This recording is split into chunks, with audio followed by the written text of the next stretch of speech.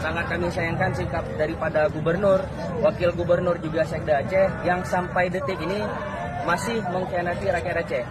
Hari ini sudah jelas kawan-kawan, sudah jelas rekan-rekan media semua ya, bahwasannya masyarakat dan rakyat Aceh itu sudah menentang Pergub nomor 2 tahun 2026 yang sebagaimana sudah dijelaskan di berbagai sosial media, juga dari forum RDPU kami dari Aliansi Rakyat Aceh bersama DPR pada saat itu juga dijelaskan bahwasanya banyak maladministrasi yang dilakukan di dalam pembentukan Pergub ini.